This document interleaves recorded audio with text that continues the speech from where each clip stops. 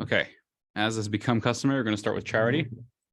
This is the charity box we have at the moment. The other one is left at home by accident. This hunky thing. Okay, so I'll start. A little charity. Try to take that and pass it along. It's a little bit clunky. Welcome,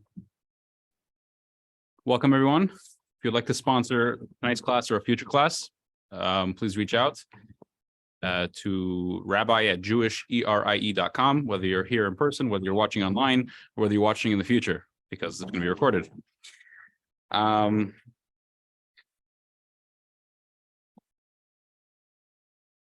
Tonight's class is very, very fascinating. It's both about marriage, but not about marriage. We'll see. Perfect. Whoa. Okay. A little stash over here. Okay. Faithful marriage. By the way, we're having an event for Shavuot this Friday, 5:15 here, 335 Met Street. Don't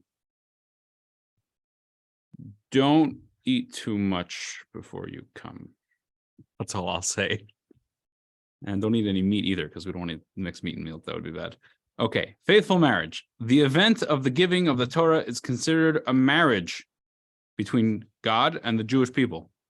What form of loyalty does this relationship require? Quick introduction. The institution of marriage, as we know it, has its roots in the marriage between God and the Jewish people.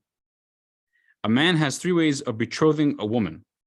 Likewise, the Jewish people have 3 ways of becoming God's chosen ones, which serve as channels to become sanctified to him. We'll learn more about this in a minute.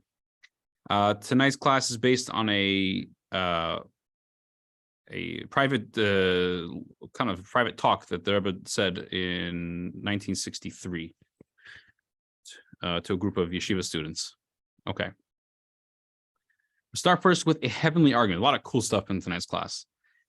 Shavuot, or Shavuos, however you pronounce it, celebrates the giving of the Torah on Mount Sinai. 3,000, where are we holding? What year are we in now? In the Jewish calendar, we're in the year 5,783. And the giving of the Torah was in the year 2,448. Who's good at math? How many years ago was that? 3,335. I didn't do the math now. I prepared that. 3,335 years ago. So when Moses ascended the mountain to receive the Torah, he spent 40 days and 40 nights up there. What was he doing for 40 days and 40 nights? Just getting some tablets. It shouldn't take too long, right? The Talmud tells of an extraordinary event that transpired in heaven where Moses got into an argument with the angels. Let's get into that. First, let's read the Rebbe's words, the introduction to that, and then we'll read it in the Talmud inside. Michael, go ahead. Moses and the angels. Torah has a form of spiritual expression in heaven, in addition to its physical manifestation in the material world. Before the Torah descended into this world, it existed in the spiritual realm, and the angels even asked that it be given to them. Bestow your majesty upon the heavens. Okay, so let's see the background of what the Rebbe is referring to. Before we go further, I'm going to ask, when you read, if you could just read a little bit louder than you would normally speak. Don't scream. We're going to bust anybody's eardrums. But the mic is situated in a very particular location, and if somebody's speaking a little bit too quietly, it's going to be very hard for Sandy to hear. And everybody else is going to be watching on YouTube in 35 years from now. If YouTube still exists, I don't know. We'll see what happens. Okay. Source 1. It's gonna be a little long. We can make it in parts maybe, but this is a chunk from the Talmud, the book of Shabbat, page 88, side 2. This particular page of the Talmud, if you want to know what the Talmud says about the giving of the Torah on Mount Sinai, look at that page 88, side B, in the book of Shabbat.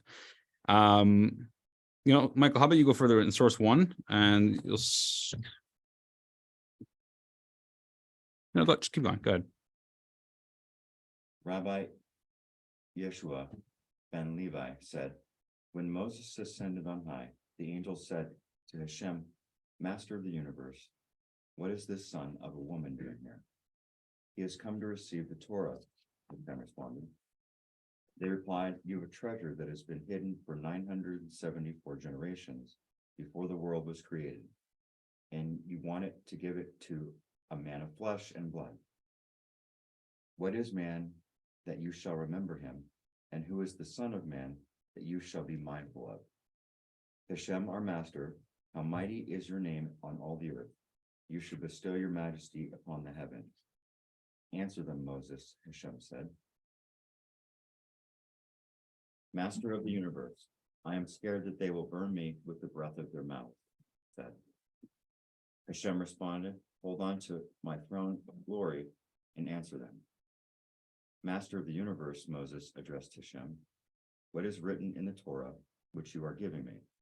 "I am your God who has taken you out of Egypt," Hashem answered. Moses turned to the angels. "Did you go down to Egypt where you slaves to Pharaoh? Why should you get the Torah?" "What else does it say?" Moses asked Hashem. "You shall not have other gods." "Do you live among other nations who worship idols?" Moses asked the angels. "What else does it say?" Moses asked God. "Remember the Sabbath day and keep it holy." "You don't work," Moses told the angels. "What will you rest from?" "What else does it say?" "You shall not take God's name in vain." "Do you have business dealings?" "What else does it say?" "Honor your father and mother." "Do you have parents?" "Do not murder, do not commit adultery, do not steal." "Can you be jealous? Do you have an evil inclination?" Hearing this, the angels conceded. The angels became friends with Moses and gave him gifts. As it is stated, "You ascended on high, you took a captive, you took gifts on account of man," meaning the reward was for the fact that the angels called him man. Even the angel of death gave a gift, telling Moses how to stop a plague. Moses later instructed Aaron on how to stop a plague. He placed the incense and he atoned for the people, and he stood between the dead and the living, and the plague stopped. If not for the angel of death telling him, how would Moses have known the remedy? Okay, thank you. Want a drink after that? So we have this fascinating dialogue that Talmud describes to us at length between Moses and the angels. He comes up to heaven to receive the Torah, and the angels are like, "Wait, stop! What is this earthling doing here?" And God's like, "Oh, he's coming to get the Torah," and they're like, "Wait, stop! That's not a good idea. How about give it to us instead?" And we have this ensuing dialogue where basically Hashem wants Moses to, prove to the angels that it's not really for them. It's for us. And at the end they go, "Oh, you know what? You're right." So there's in yeshivas and in Jewish schools, there's something called in learning. There's a lot of lingo that you have to get used to. There's something called a klutz kasha. A klutz kasha. You ever know what the word klutz means? You ever heard of the word klutz? What's klutz? Klutz is like an idiot, right? So it's a different kind of word in Yiddish, but a klutz kasha, it means, the way it's usually used, it's describing a stupid question. When somebody asks a really stupid question, that was a klutz kasha. Okay, kasha means question in Hebrew, but that's not really the real meaning of the words. The word klutz kasha means an obvious question. It's that question that everyone's staring at, but nobody's noticing. So there's a klutz kasha here. What were they thinking? Should I go ahead with that? But it seems difficult to understand. The angels were incapable of observing the laws of the Torah, which relate to the physical world. For example, the laws of marriage have no application for angels. Why then did they ask that the Torah be given to them? It must be that the angels asked to be given the Torah in spiritual manifestation.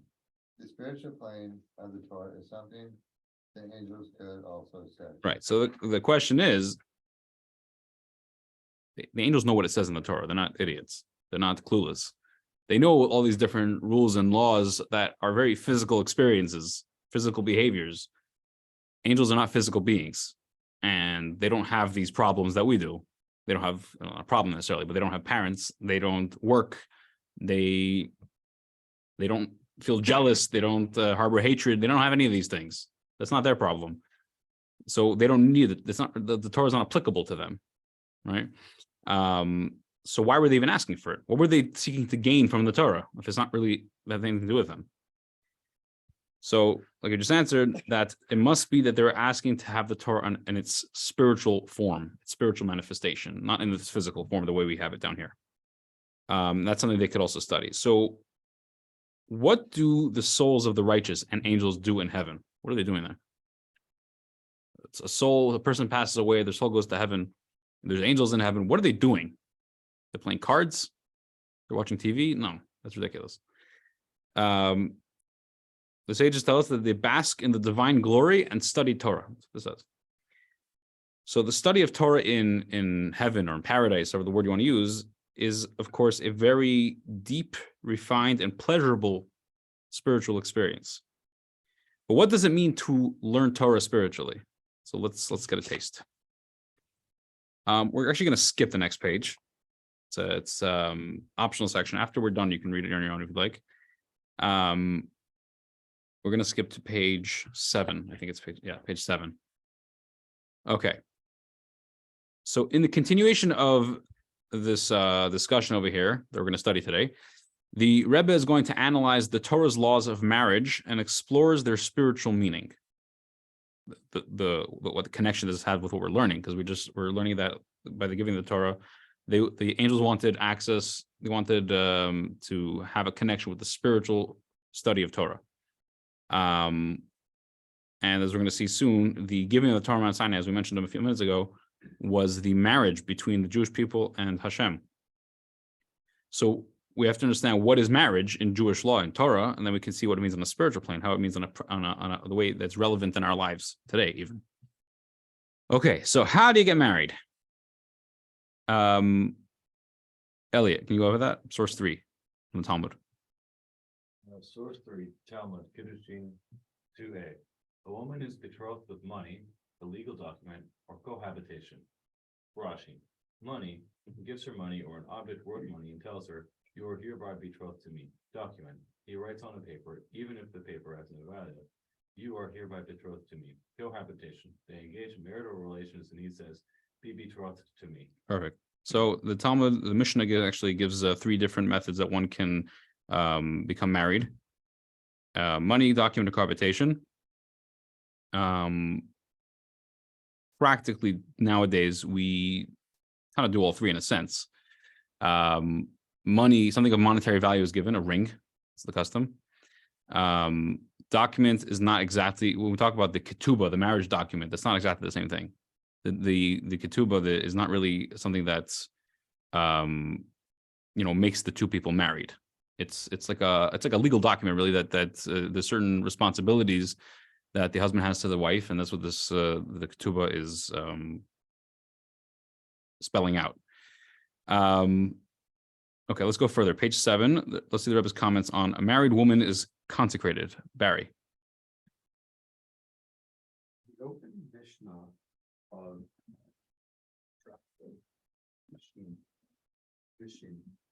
states a woman is betrothed in 3 ways: through money, a legal document, or cohabitation. On the basic level, this Mishnah is about the relationship between a Jewish man and woman, which is termed Kiddushin, betrothal. The man betroths the woman, and the woman becomes betrothed to him. The literal meaning of the word Kiddushin is consecrated. The Talmud explains that this word is used for betrothal because the act of betrothal makes the betrothed forbidden to all other men, like hekdesh, items that are consecrated for the temple service and cannot be used by anyone else. This means that in addition to the unique bond created between the man and the woman, there is also an active disassociation with the rest of the world.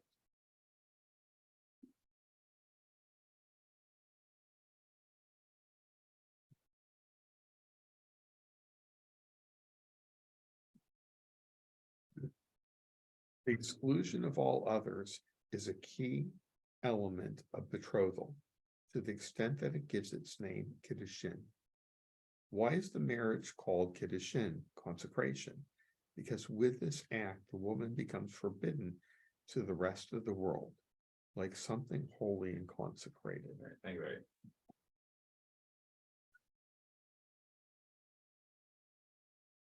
Okay, so in Talmudic terminology, Sandy, you have your hand up? No. Yes. Oh, yes. Hi. Does Kiddushim refer to the man also, or just to the woman? Kiddushin is the marriage process. That's what it's called in Hebrew. It says, with this act, the woman becomes forbidden to the rest of the world. Does that pertain to the man also? That's a good question. Technically, there, according to strict Torah law, biblical law, a man can have more than one wife. As we see, it's not a good example, but I'll just say it anyway. Jacob had 4 wives. A woman can have more than one husband, but a man can have more than one wife. That's the way it was for a certain amount of time. Came along a man named Rabbeinu Gershom. Rabbeinu Gershom, he was known as the Ma'or Hagola, the light of the exile. Incredible person. And he came along and put a ban on marrying more than one wife. And it's actually attributed to that he's called the light of the exile, which has a whole discussion unto itself. So, but we're talking from a biblical law standpoint, the Torah law standpoint, the woman is forbidden to all the others in the world, that no one can touch her. It's just for her husband. While technically the man, he's allowed to marry another woman who he's allowed to marry. He can't go and be with another married woman. He can't go to be with a relative, and the like.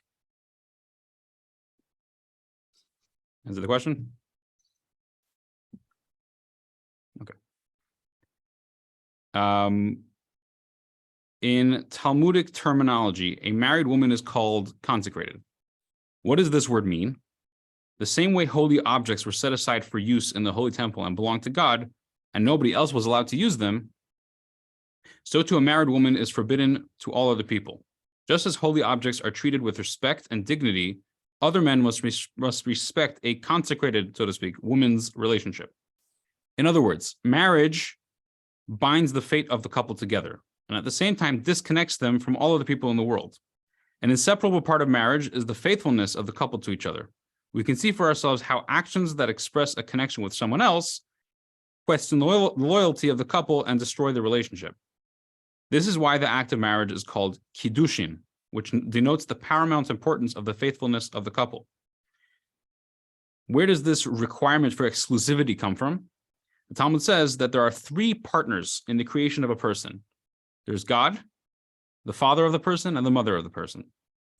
Marriage is a holy bond where the couple enter a covenant with each other and with the third partner, with Hashem. It is Hashem who gives them the incredible power to create new life in this world. Therefore, this isn't just any agreement. It's not like a business deal between 2 partners where they decide what the contract will include and what they are ready to compromise on. It's a sacred agreement, a covenant with God, and holiness is a central component of this marital agreement, kiddushin. As we'll see momentarily, the word kiddushin also means holiness.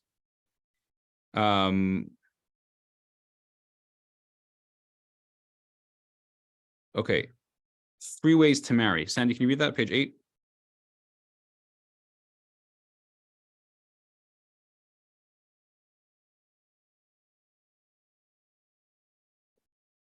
Sandy, I don't know if you're reading or not, but I think your mic is off.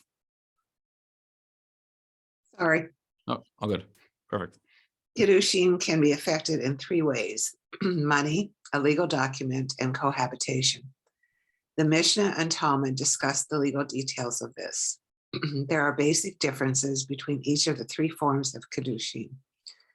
Money: when a man gives a woman money for an item of monetary value or an item of monetary value for the purpose of kiddushin, he isn't giving a part of his own body. The money is completely external to him. However, although external to the person, the item must be something of significance, worth at least a peruta in value. Mhm. a sum that suffices to buy basic human needs. A lesser sum is too insignificant and doesn't affect Kiddushin. Continue. Yeah. Document.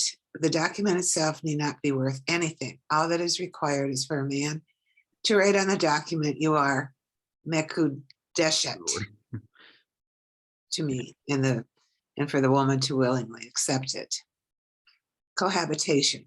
This is a deeply personal connection between the man and the woman and is the key to the goal of marriage. Be fruitful and multiply and fill the earth. The concept of Kiddushin and the three ways of affecting it also have a spiritual dimension. Perfect. Thank you, Sandy. Excellent. Can I ask a question? Yeah. I forget who you said was the person that said that men could no longer have more than one wife. And Rabbeinu Gershom. what year was that?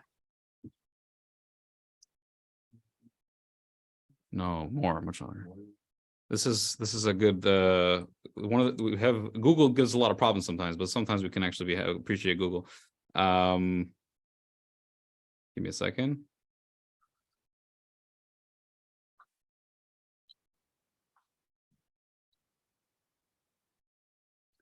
So he lived between 960 and 1040. Okay. So about 1,000 years ago, I guess. Okay. Okay. So we learned two important details regarding Kiddushin, the Jewish marriage. One is that a key element of Kiddushin is the fact that the betrothed woman is now forbidden to all other men. And two, there are three ways to affect Kiddushin: money, a document, and cohabitation. So in the next section of the class, we're going to learn about the spiritual dimension of these laws. Okay. Section C, marriage with the Creator. Song of Songs. The books of the Torah, there's 24 books of the Torah, divided into three categories. There's the Torah, the 5 books of Moses. There's the prophets, which kind of, its name kind of tells what it's about, and the writings. It's what we know as a Tanakh. Tanakh is an acronym, Taf Nun Chaf, which is Torah, Nevi'im, Ketuvim. The Song of Songs is in the last section, is in the Ketuvim. It's one of the 24 books of the Torah. And it's the first of the 5 Megillot, the 5 scrolls, so to speak. There's 5 Megillot. There's the Megillah, the most famous one is Esther, to read on Purim. There's Ruth, which many communities read on Shavuot, actually, coming up. There's Eicha, which can seem very depressing. It's we read that on Tisha B'Av, which is the day the temple was destroyed. I'm forgetting the last one. I'm blanking. Koheles, maybe. And the last one is the Song of Songs, Shir Hashirim, Song of Songs. The first verse attributes it to King Solomon. In the first verse, we see who wrote it. It says, Shir Hashirim Asher L'Shlomo, the Song of Songs of Solomon, King Solomon. This Megillah, this scroll, is comprised of a series of love songs, basically, that describe the mutual search of lovers between the vineyards and rolling meadows. It sounds so romantic. Now, King Solomon is described as the wisest man on earth who ever lived.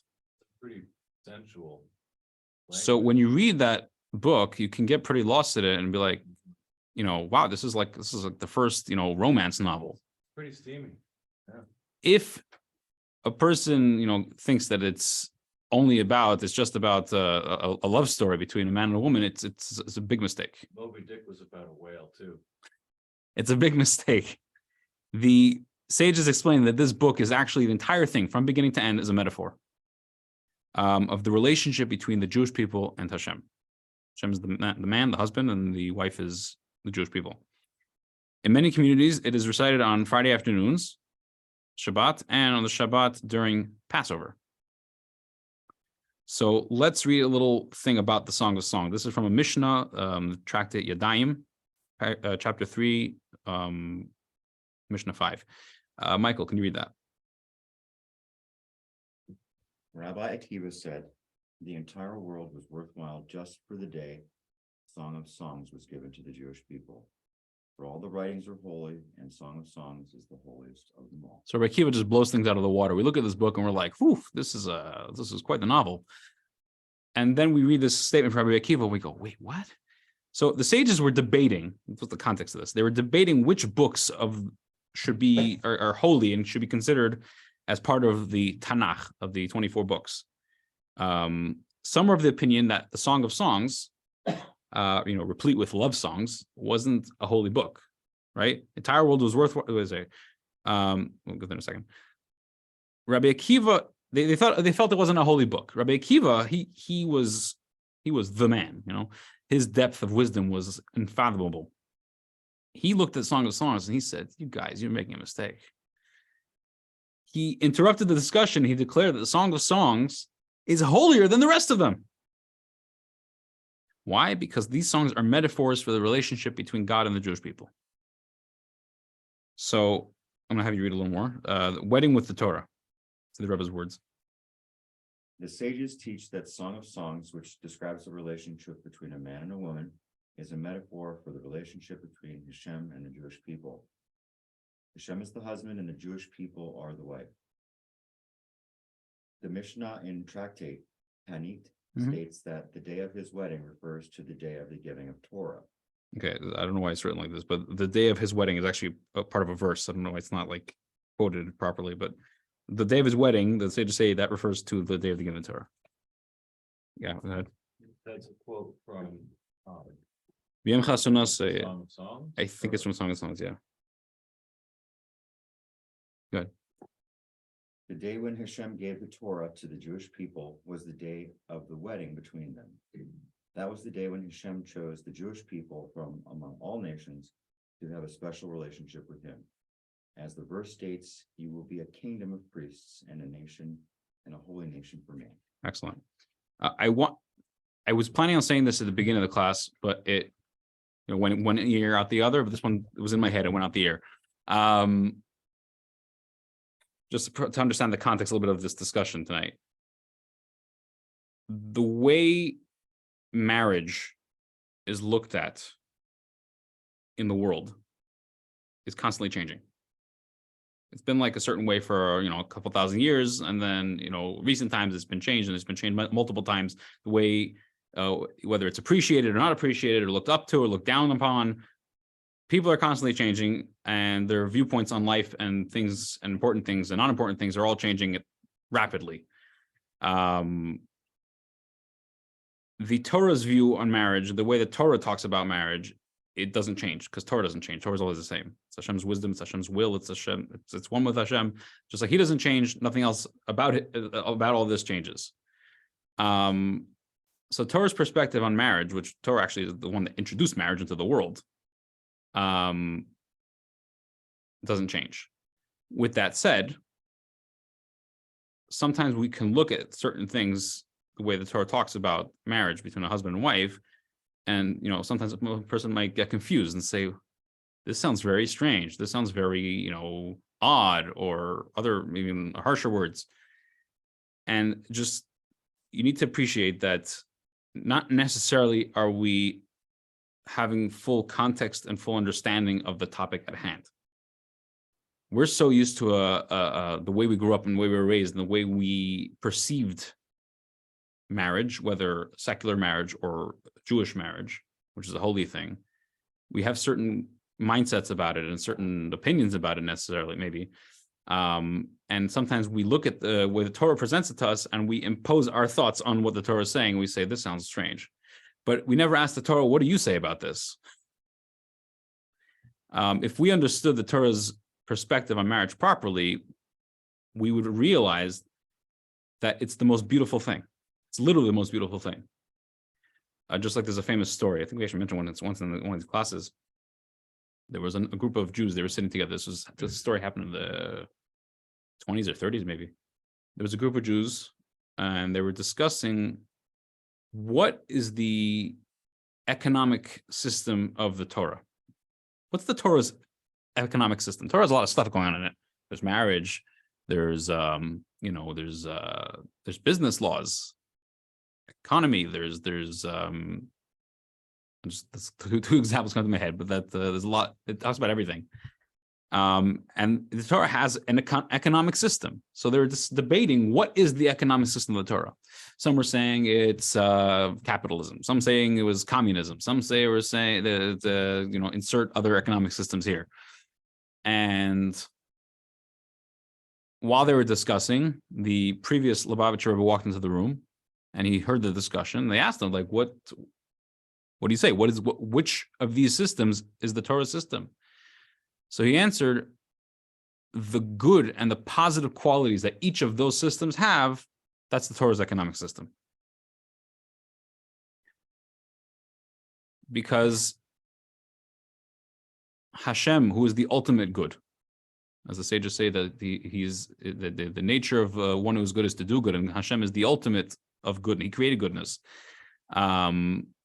And the Torah is as a darachei darchei that its pathways are the paths of peace and pleasantness. It's good.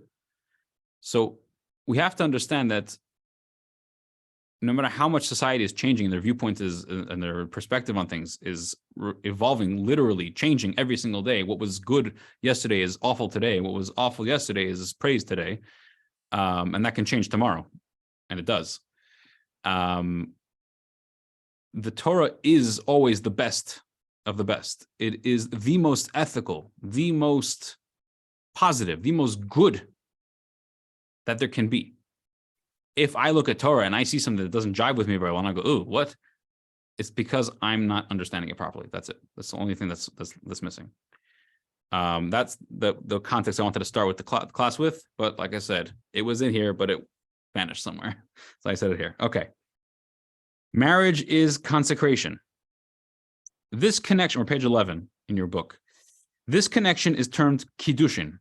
Like I said earlier, a holy, kadosh nation. The word kiddushin comes from the word kadosh, means holy. Like in the kiddushin between a man and a woman, this event makes us forbidden to the rest of the world. This means that we need to look at the entire world as hektish, consecrated materials.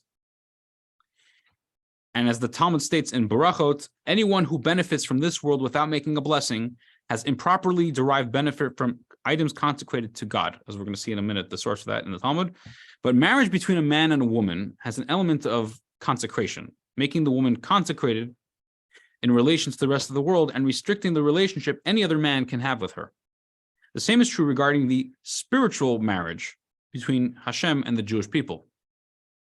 The Jewish people became consecrated in relation to the rest of the world, and our relationship with worldly matters must follow specific boundaries of appropriateness.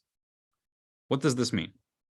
So source 6, this is from the Talmud, Barachot, page 35a. With this, we're going to go into this topic we just mentioned.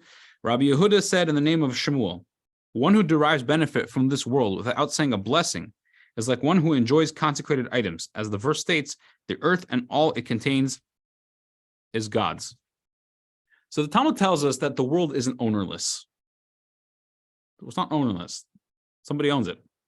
Everything in it belongs to God, and he allows us to enjoy it with certain conditions. When its use is for a proper and good purpose, without stealing or violating any other transgressions in the process, even then, before enjoying from it, benefiting from it, we say a blessing. We're talking about specifically food, by which we're asking Hashem for permission to indulge and acknowledging that the world is his. In this way, enjoying the world's good is done in a holy and dignified manner. Accordingly, when speaking of marriage between Hashem and the Jewish people, the first element is consecration. From our perspective, the world is consecrated. We can only partake in it in the way that Torah allows us. The consecration, just to go back to the marriage for a second, the physical marriage, that the woman is consecrated, and this relationship between husband and wife is holy, it's special, it's exclusive. What does exclusive mean? Solely between the two. Right.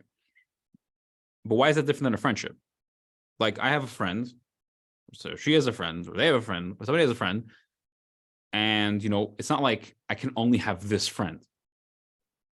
We can only have one friend. If I have another friend, like that's bad to my relationship. No, I have one friend, I have a second friend, I have 17 friends, and sometimes all the friends can get along. It could be beautiful. Why is it in a marriage?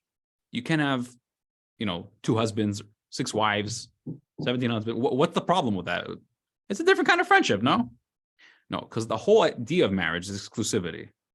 It's an exclusive relationship. It's a deeply personal, deeply rich bond between 2 people that is sensitive. It's extremely holy and sensitive, and it can't be tampered with in any way. And the relationship has to be with a certain amount of respect for each other, and dignity for one another.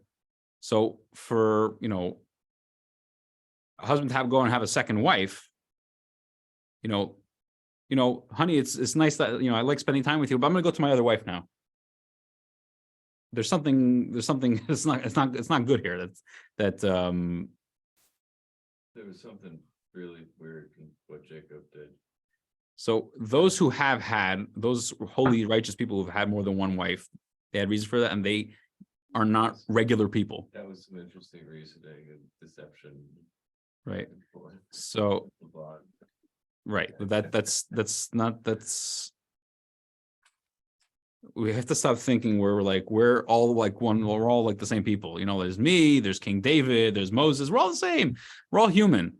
Some of us are a little less human than others. Let's put it that way. What was I getting at? So a marriage is a very unique bond, very special bond, very sensitive. And one little thing that veers off of that defiles that, it can ruin the whole thing, pop the bubble. So the consecration of the marriage of God and the Jewish people can be explained in a different way too. I'm kind of just actually reading what I just saying. So in a mortal marriage, one cannot be devoted to 2 people simultaneously. Likewise, in the spiritual sense, a Jew cannot be wed to God and wed also to material pleasures of the world. Does this mean we have to shun the material world? Get away from it. Let's go be hermits, live in mountains, study Torah all day. No, that's not what we're supposed to be doing. We must live within this world and at the same time be connected to God. Let's take a marriage again, right? Husband and wife. Man is married to his wife. Does that mean that the man is not allowed to talk to any other woman? He's not allowed to look at another woman. He can't interact with them. He can't talk to his mother. He can't talk to his sister. He can't talk to his cousin. Nothing. This is a marriage. No, that's not the way it works. This is a special relationship, and you should interact with the outside world, with other people, but with certain guidelines, certain boundaries that you have to. They're not restrictions. You're respecting this special, sensitive, holy bond.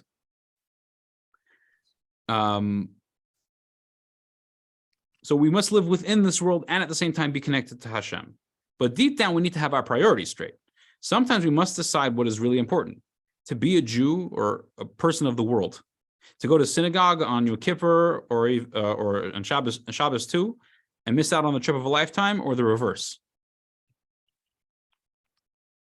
This is what the laws of marriage teach us. When one marries their spouse, they decide to be connected to them exclusively. And same applies in the spiritual sense. When a Jew decides to be connected with Hashem, that takes precedence over everything. It isn't necessarily a daily struggle, but when there is a clash, we need to know what to do. And deep down, every Jew does choose God. A short story. I'm gonna let you know. You're expecting a certain crescendo. The story's gonna end on a high point, but it doesn't. It doesn't end on a low point. It's trying to bring out a point. So don't expect this beautiful, luxurious, wonderful ending. It's not a bad ending. It doesn't end on this grand slam. Just warning you in advance. In Antwerp, Belgium, with its bustling diamond district, there's a flourishing jewelry industry. Jews are very successful in those businesses. Eliyahu is a Jew who emigrated to Belgium from Georgia, the country, Georgia, not the state, and now owns a jewelry store on a street with several similar businesses. Several years ago, he developed a warm relationship with Rabbi Shabtai Slavititsky, the Chabad emissary in Antwerp. Shabsai Slavatitsky. Thanks to the relationship, Elio began. If he's ever watches this class, he'll call me up and say, "That's not how you say my name." Thanks to the relationship, Elio began observing some mitzvot, like putting on tefillin and keeping kosher. Every so often, he'd add another mitzvah. However, Rabbi Slavatitsky had failed to influence him in one area: Shabbat observance. Like most of his peers, Elio kept his store open on Shabbat, arguing that it was the best day for sales. Saturday is always the best day for sales, right? The rabbi countered that these earnings wouldn't bring blessings, but to no avail. One day, Elio approached the rabbi excitedly. He said, "I've decided to close my store on Shabbat." He announced emotionally. The rabbi was also moved. "Good for you," he told Elio. Hugged him, kissed him. Several months passed, and Elio kept his commitments. One Sunday, he called the rabbi. He said, "Rabbi, I need to see you urgently." He said, "Come." He invited him in. Elio came distraught. He said, "I need a tikkun, a real tikkun." A tikkun is a rectification, fixing a blemish, a problem. See what's going on. Treading carefully. He said, Elio began to tell him what had happened the day before on Shabbat. It was the Shabbat before January 1st, New Year's. It's a day that the Jewish dealers jokingly refer to as Shabbos Hagadol, the Great Shabbos, because that weekend everyone would be buying jewelry for their wives. Profits were going to be, or they were always, astounding. He said, "I tossed and turned all night. I couldn't stop thinking about missing the busiest day of the year. When I got up in the morning, I overcame it and went to shul. I went to synagogue. The entire service, I couldn't focus. On my way home, I decided to pass by the street with the stores, just to peek in and move on. Of course, those don't always just work. You peek and move. There's always something in the way. I entered the street. Said, "What should I tell you, Rabbi?" It was a difficult scene to witness. The stores were full, packed with customers. My store was completely empty, closed, locked door. Suddenly, a friend from a neighboring store saw me. "Hey, Ellie, what's going on? You closed down?" He was confused. He said, his words cut me like a knife. He said, "I don't open on Shabbat." He looked at me like I was crazy. He said, "I'm serious. It's been several months that the store has been closed on Shabbat." He looked at me in the eye and he said, "Listen to me well, Ellie. Give God all the Shabbats for the rest of the year. But this Shabbat, open your store. You can't close this week." He said, "I'm surprised at you." He said, "Open your eyes. Look around." And they saw the crowds mobbing the stores. He said, "I almost listened. At the last second, I picked up my feet and I ran home. I came inside. I was utterly confused. I recited Kiddush for my wife and kids and suddenly felt dizzy. Before my eyes, there floated necklaces, bracelets, rings, and all kinds of jewelry. I thought about my friends who would be laughing all the way to the bank, and my heart was crushed. My feet begged to take me back to the store. At that moment, I knew I needed to do something drastic. So I blurted out, 'I'm not feeling well. I'm going to go rest.' He closeted himself in his room. He downed half a bottle of vodka and soon fell into a deep sleep, waking up only in the evening. He said, to my wife's credit, she didn't bother me with too many questions, realizing that something had obviously happened. Eliel finished the story. 'Rabbi, I'm really sorry that my Shabbat went past like that, drunk and sleeping. I came to ask for a tikkun.' That's what his problem is." Eliel saw that Rabbi Slavatitsky was in tears. He also had begun to cry. He said, "Is it so terrible? There's no tikkun for me?" He was panicked. Rabbi Slavatitsky needed a few moments to regain his composure. He said, "No, my dear Eliel, you do not understand. I'm not crying over your great sin. On the contrary, I'm crying with jealousy. You're a truly righteous man, and where the penitent stands, even the always righteous cannot stand."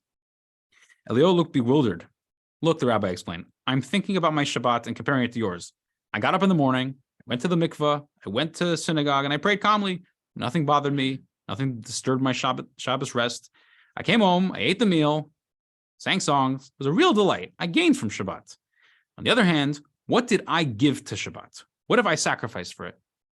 I cannot answer that. Your Shabbat, however, after all these years of opening your store, you overcame that and closed. Now you stood before all the open stores full of customers and you hesitated. Yet you withstood the enormous challenge. Do you have any idea what kind of joy your Shabbat caused on high? Now you know why I'm jealous." Eliyahu was encouraged by the rabbi's words. In his heart, he knew that from now on, he'd never, ever hesitate to keep Shabbat again. After passing this challenge, he knew nothing would ever break him. That's the story. Okay, 3 ways to forge a union with God. Elliot, can you read that? The relationship between Hashem and the Jewish people is through the Torah. From the day of his wedding refers to the day of the giving of the Torah. Torah is divided into three categories symbolized by money, a document, and cohabitation. And these are three ways to connect with the Torah. We find a similar idea where the sages teach the world, that the world stands on three pillars: Torah, divine service, and charitable acts. This means that the Torah is generally divided into three categories, which are ultimately part of the same Torah. The Torah can also be divided into three categories symbolized by money, a document, and cohabitation. The three categories are mitzvot performed with the body, mitzvot performed not with the body itself, but with a person's property into which they have invested much labor, and mitzvot performed with one's personal faculties of intellect and emotion. Those three correspond to money, a document, and cohabitation.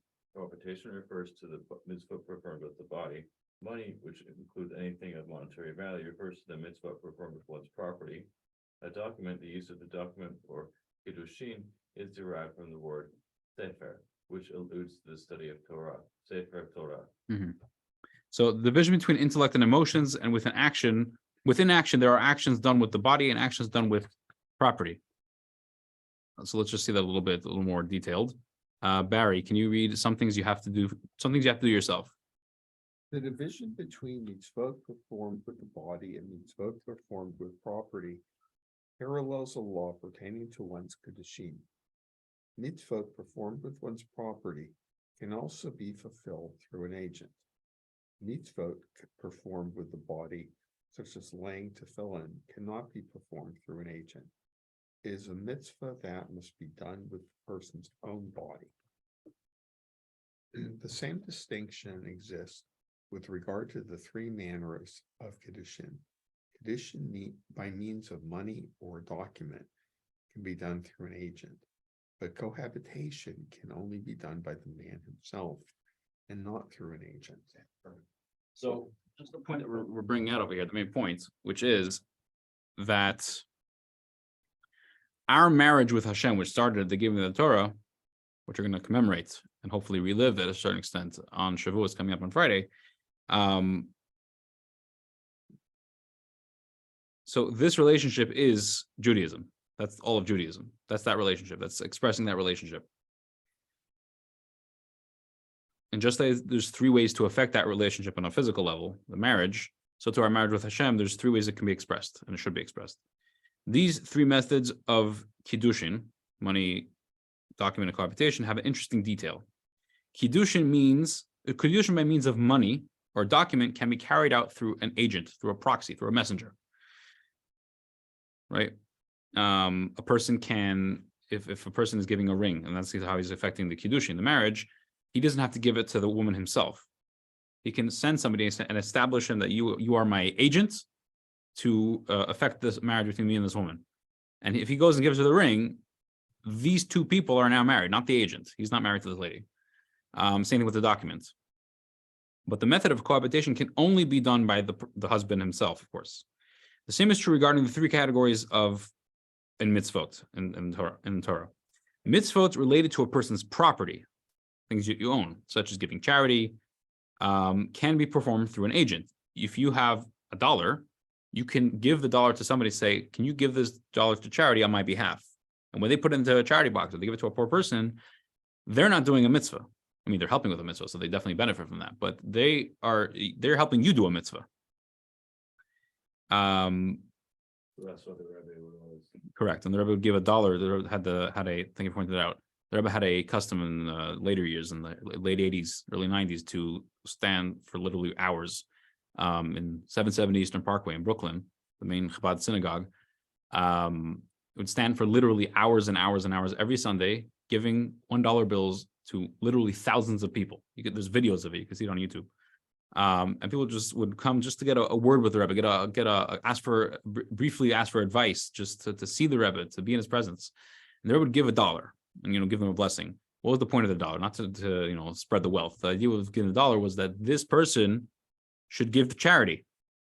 You should take this $1 and give charity. Charity brings redemption, Talmud says. And charity is one of the most important mitzvahs. So he wanted that every Jew should be giving charity, and we should do it consistently, often, as best as we can. Thank you for bringing that up. So things like charity can be done through an agent. But mitzvahs related to the person's own body, such as tefillin, putting on tefillin, or observing Shabbat, cannot be fulfilled through an agent. You can't pay somebody to keep Shabbat for you. I'll do whatever I want. Here's $500. You keep Shabbat for me. We'll make a deal. A month, I'll give you like a certain amount of money, and I'll pay for your services that you'll keep Shabbat on my behalf. Doesn't work like that. The perfect marriage. Sandy, can you read on page 13? A woman is betrothed in 3 ways. Means that the initial connection of a Jew to God must be with at least one of these 3 ways. And then one mitzvah leads to another, and one continually grows until achieving completion in all 3 ways. Then the relationship will progress beyond the initial stage of Kiddushin to the final complete stage of marriage, Nisuin, Yeah. a perfect union between God and the Jewish people. Okay, The perfect. lesson- Well, let's pause there. Thank you. There's an old saying that a community needs D people. Letter D. Daveners, people who are praying, doers, and donors. Some people always attend every program and service. That's their way of contributing to the community. Some donate to the synagogue. Some do. They volunteer, they help set up, so on, contributing to the community in their way. Most people are only 1D. A select few are 2, but only very rare individuals are all 3. They come to pray regularly, they volunteer their time to help out and donate to the programming. Here too, the Rebbe says, our connection with Hashem must begin with one of the 3, the one that you connect with most. If you're an intellectual, study Torah. If you're generous, give charity. If you are more spiritually inclined, put on tefillin, pray, light Shabbat candles, and so on. One mitzvah leads to another, and eventually you'll excel in all 3. And it's important to keep the spark. Let's talk, every self-respecting marriage counselor has written at least an article or 2 on, keeping the marriage alive, keeping the flame alive. That how to hold on to the love and the passion of the early years of marriage for years to come. This question didn't, pop up yesterday, and it didn't originate with marriage between man and woman. It's already in the Torah regarding the marriage between the Jewish people and God. And this is the lesson. Then you can go with the lesson. The lesson we can learn from this, the sages teach us that we need to consider the Torah every day like a new gift. In addition to receiving the Torah at Mount Sinai thousands of years ago, we need to accept the Torah and its mitzvot every day anew with the same passion and excitement we had the first time. And Okay. go ahead. And these words that I command you today shall be in your heart. That I command you today. They should not be like an old edict that isn't cherished, but like a new one that everyone excitedly runs to. All right. Thank you, Sally. So Rashi, his commentary on the Torah, explains that the Torah adds the word today. When it says, this is actually from the Shema, these words that I command you today shall be on your heart. It could have just said, these words that I command you shall be on your hearts. What's today? So Rashi explains that they shouldn't be like an old edict. It shouldn't be like an old document, an old guidebook, manual sitting in your drawer. That we must keep, it's telling us we must keep the passion fresh, as if the Torah was given today. On page 14, the Rebbe, there is a practical directive here for every single Jew, especially those that spend their entire day engrossed in Torah study, who must have extra passion in their study and observance. Each and every day, we must accept upon ourselves anew the concept of exclusivity, forbidden to the rest of the world like consecrated items. Our only relationship with worldly matters should be in the context of divine service.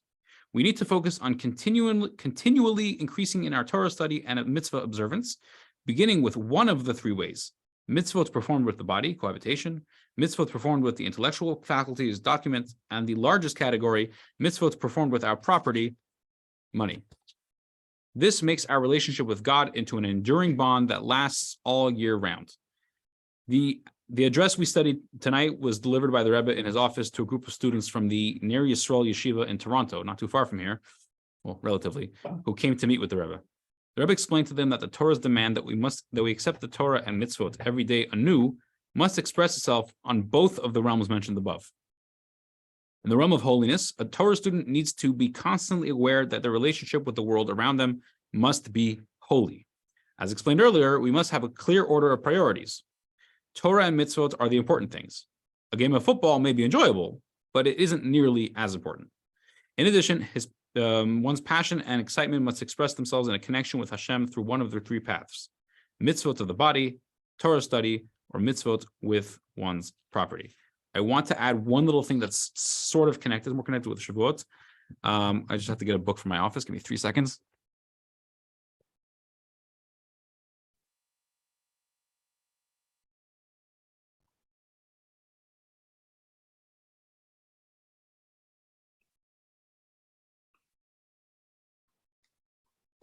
Thanks for sticking around and not running out as soon as. Okay. Brought another Talmud to the table. Okay. So I'm going to go to this tractate Shabbat, which we mentioned at the beginning of the class. I'm going to go to page 88, side B, which I mentioned was the page of, if you want to learn about giving the Torah. Just find it 1 second. No, it's on the other side.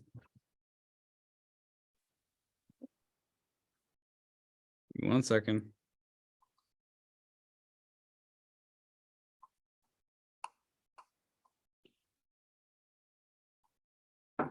Here.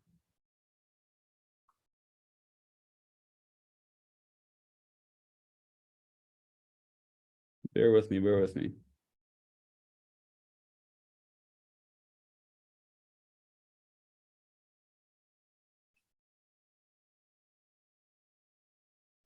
Okay, so there's an interesting piece of Talmud over here. Rabbi Yeshua ben Levi said that the time that Moses descended from before Hashem, meaning he received the Torah and he started coming down, Bas Satan ve'amar lefanav, the Satan, the accusatory angel. Satan is not a red guy with a pitchfork. It's I don't know where that came from, but Satan is the Hebrew word. Satan, yeah. You kind of see it if you spell that out in English. It's spell Satan, I guess. But Satan is an angel. His job is to find fault in the Jewish people. Find fault in people. That's what his job is. So, the Satan came before Hashem and he said, "Ribono shel olam, Master of the universe, Torah heichen hi? Where'd the Torah go?" Right? The angels were complaining about they want the Torah. And suddenly Moses descended, and it's as if he walked into the courtroom, and he's like, "Wait, the Torah was just here. Where'd it go?" Amar Lei, so God answered him, "Nesati ala haaretz, I gave it down below to the earth." There's a whole discussion that ensues. Tosfos is one of the primary commentaries on the Talmud. Rashi's on one side of the page. The same Rashi who comments on the Torah. Tosfos is on the other side of the page. Small little paragraph here. And Tosfot asks a question. What happened to this angel? He's an angel. Did he miss the boat? All the other angels were complaining, like, you don't give Moses the Torah. What do you mean? He's a human being. What is a human being doing with the Torah? Give us the Torah. And there's a whole back and forth. And God said, "Okay, fine." They said fine.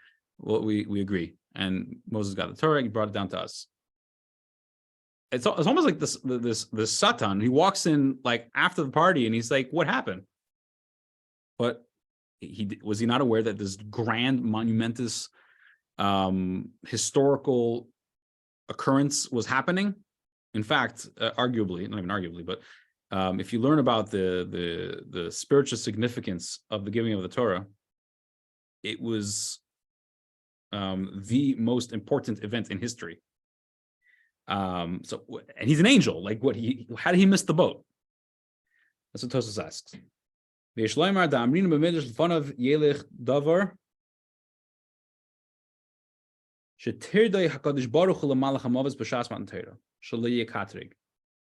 Midrash tells us, this is what Tosfos answers, that at the time of the giving of the Torah, Hashem occupied, he busied this angel. He kept him busy. He distracted him so that he shouldn't make any accusation. That to say, to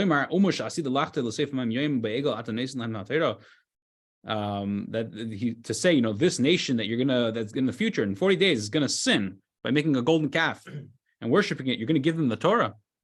That's what he could have said, but Hashem distracted him so he wouldn't say anything. So the previous Rebbe said something fascinating about this particular Tosfos, that if you examine the opinion of Tosfos, where he's coming from, where they're coming from, it's actually a conglomerate of rabbis. The basis of their answer is that it wasn't at the time of the giving of the Torah on Mount Sinai, almost 3,500 years ago. At that occurrence, the Satan, this angel, was preoccupied. He was busy with something else.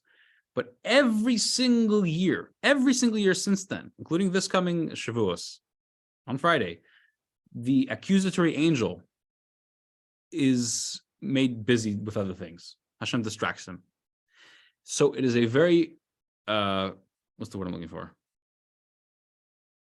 Fortuitous. Is that the right word? Yeah. That's how before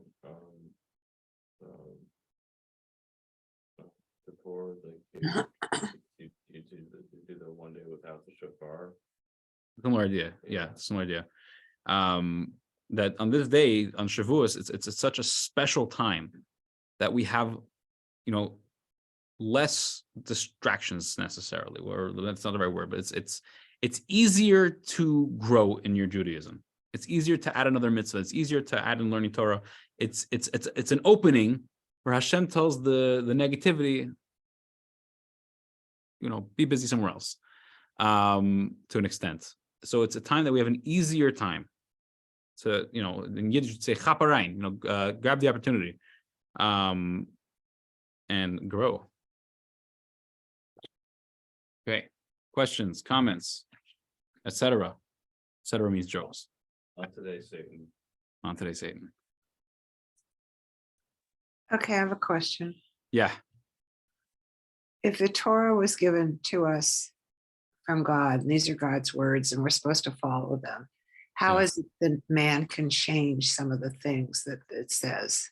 Like what? Well, you said that the Torah said that man could take 2 or 3 wives, and then rabbis, whoever it was, said, no, we can't do that. So he changed the rules. Okay, it's a good question. When we say we receive the Torah is not referring to the 5 books of Moses. That's part of it. That's half the answer. I mentioned this before, and this is an important thing we have to knock into our heads. When we receive the Torah on Mount Sinai, we receive the Torah in 2 pieces. There's the written law, which is the 5 books of Moses, and the oral interpretation, the oral tradition, which was passed down from generation to generation to generation. Part of the laws of the Torah, which the oral tradition, the oral interpretation, and also the oral, the rules of Torah exegesis. I don't know exactly what the word exegesis means. It's a fancy word that's used in the books, but basically what it means is that there's certain principles and methods to deriving laws from the Torah, to understanding what does Hashem want from me from this book. I'll give the classic example, one of the classic examples. If you open up the 5 books of Moses, the Torah, go to almost any law, not every law, but almost any law, and you read the words in the Torah, you will not know what to do. You're just not going to know. One example, the mitzvah of tefillin. A man is required to put on every weekday tefillin, which is a black leather box on their arm with straps and a black leather box on their head. Where does this come from? Somebody made it up? No, it's in the Torah. What does it say? It's in the Shema, actually. Ukshartem laos al yadecha, you shall bind them as a sign on your hand. Uletotafos beinenecha, and they should be totafos, which doesn't really have a translation, between your eyes. Okay, God spoke, it's written in the book. What do? I got to write something. Well, I don't know about writing. Writing is the next paragraph, the next sentence, actually. I got to take something. I got to tie it as a sign on my hand. Okay. And I have to totafos, that's a Hebrew word. I don't know what it means, between my eyes. The laughter is. That makes as much sense as totafos, right? What am I supposed to do? It's a meaningless statement. It doesn't give me any indication of how I'm supposed to behave based on this command.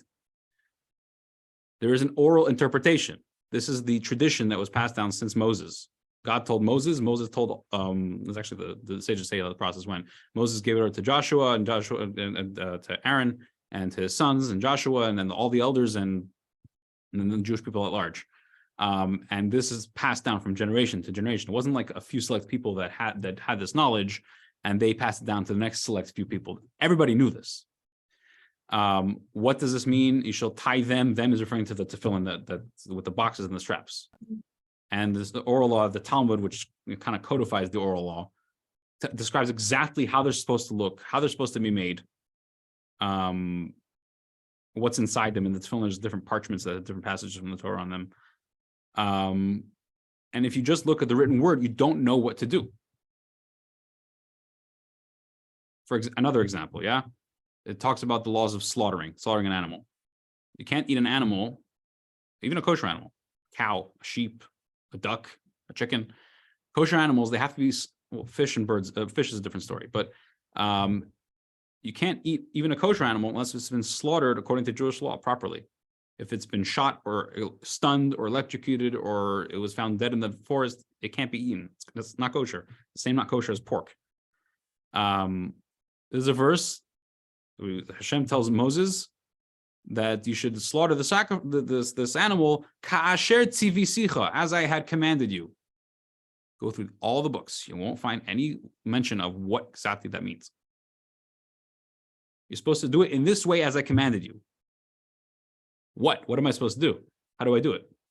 That's part of the oral tradition. Well, we know what to do based on this tradition.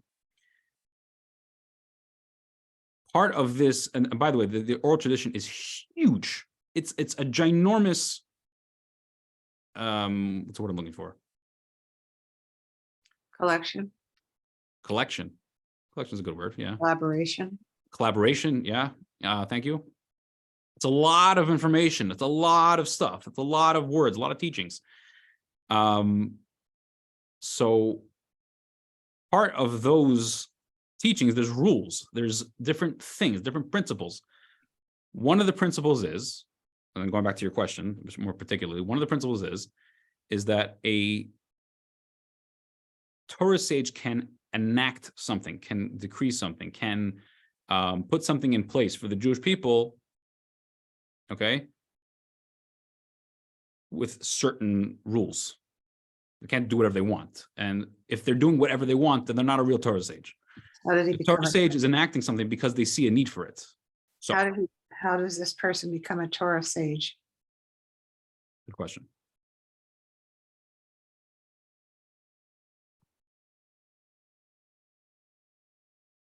I'm not ignoring your question. I'm gonna put it aside because I want to finish the train of thought first. Okay. Sorry. No, it's okay. If you didn't ask the question, I wouldn't know you have a question, right?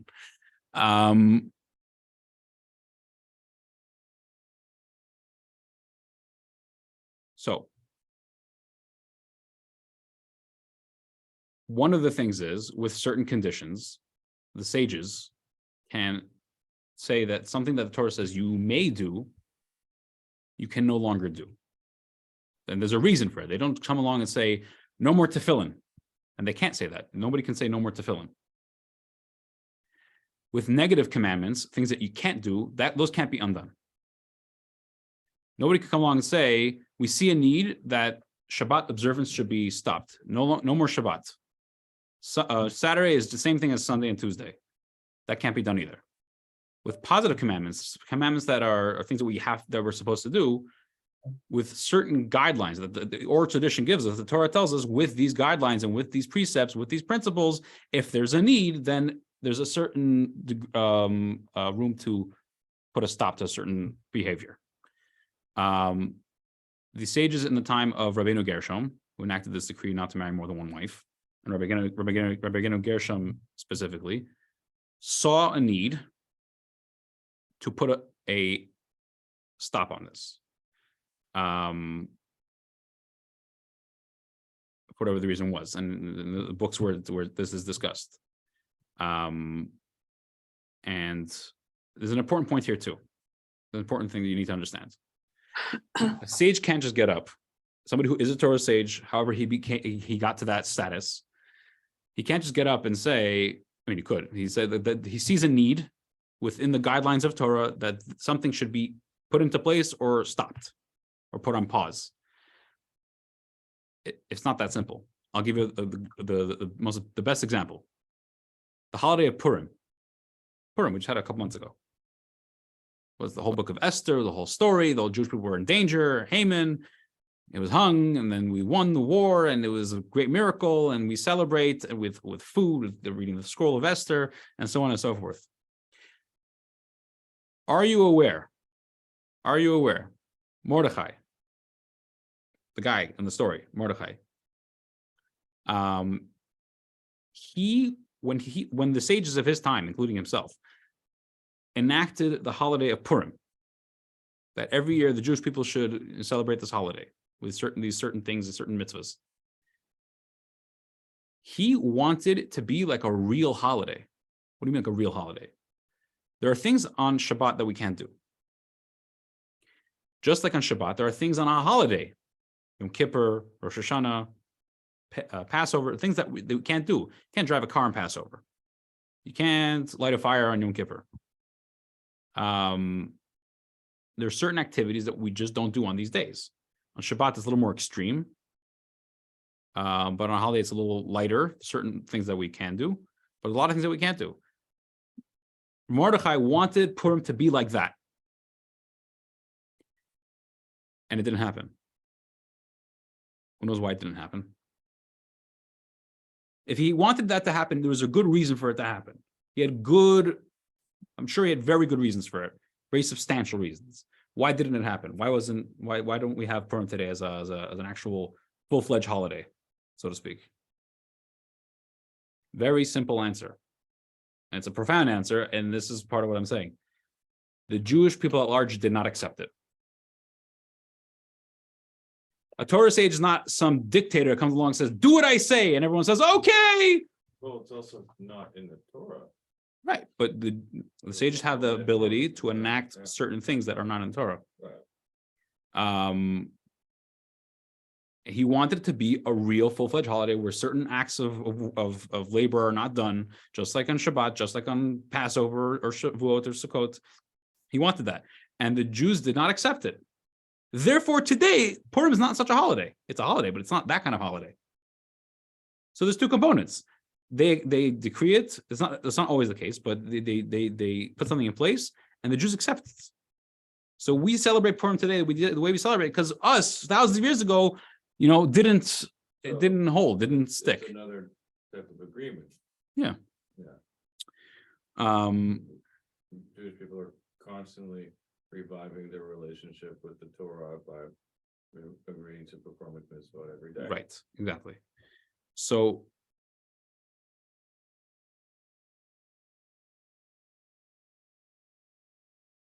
So with consensus, things can't change. Depends what it is. The Torah has guidelines for that. So if all the Jewish people were to accept that we're no longer going to keep Shabbat, we still have to keep Shabbat. It doesn't matter.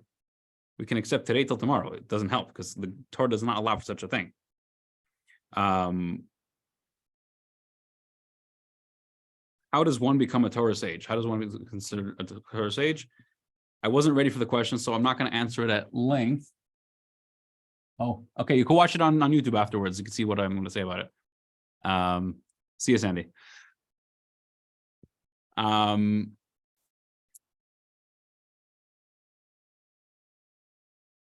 does one become a professor? How does one become a lawyer?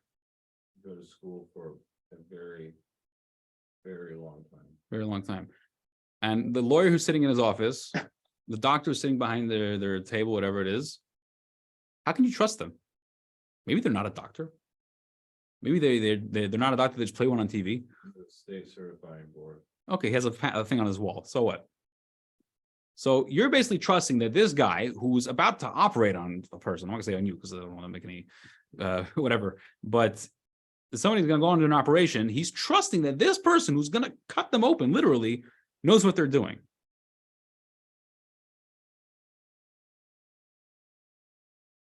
The doctor, you can tell that they're a real doctor the way they talk, the way they respond to questions, the way that other people talk about them and different experiences they had with them.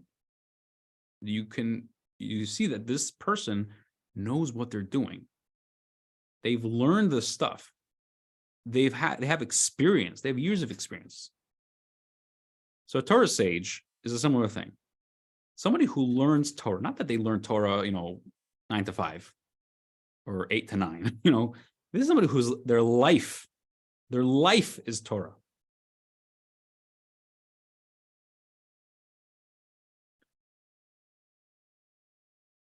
To a certain degree, it's not that, you know, I'm a person and I have Torah knowledge in my head. You can almost say that they and Torah are one thing. They're a walking Torah. And you don't need to play guessing games and start saying, oh, do they really know what they're talking about? Somebody who knows Torah, they know Torah. They live Torah. So for example, yeah, I deal with a lot of rabbis often. Rabbis, when I say rabbis, I don't mean, you know, guys like me. I mean halachic authorities, people who are authoritative decisors of Jewish law. That when I come with a question, I say, Rabbi, I'm having an event on Friday.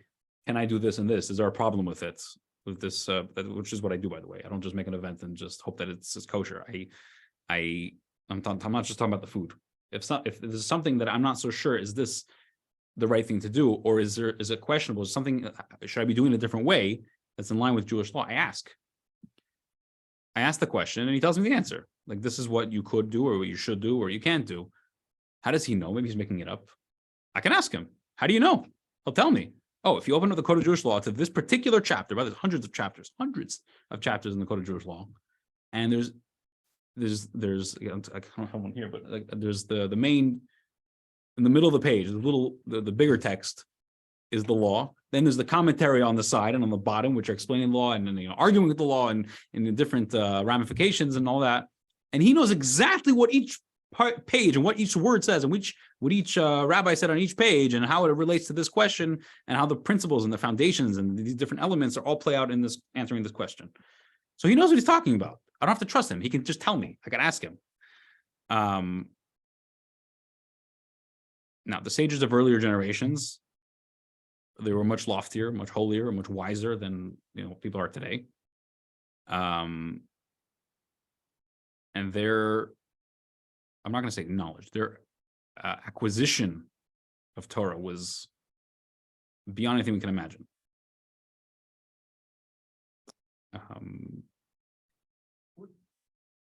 Go ahead. Would it be fair to say that there's also a methodology of thought? Meaning? In answering questions, it's not just here's the answer, but there's an explanation of how they got to that point. Yes. Yes. Process is a lesser proof. Correct. So, for example, yeah, somebody calls up a rabbi and says, Rabbi, what's wrong? I was making my cholent, my beef stew for Shabbos. Hot pot of delicious meat and potatoes and barley, and it's a classic Shabbos food. And I accidentally spilled a cup of milk into the pot. Milk and meat together is not a thing. What do I do? And the rabbi will give his answer, whether the cholent is not kosher anymore and he has to be thrown out. Is the pot kosher? Kosher food, that non-kosher food that's cooked in a kosher pot, the pot becomes not kosher. There's a lot of different things going into this rabbi answering that question. He could say one word that says the whole thing is kosher, but it's based solidly on information and principles on the Code of Jewish Law. And he can tell exactly, and he show you exactly where it is, what it says, and how it plays out in this case. There's a methodology.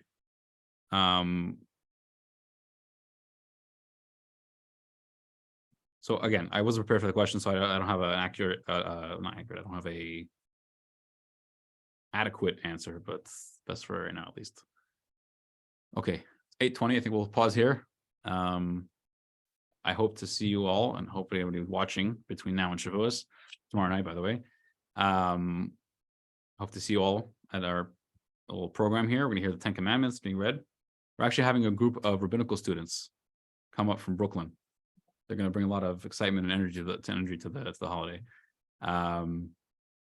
Okay, so peace out, sayonara, good night, shalom. I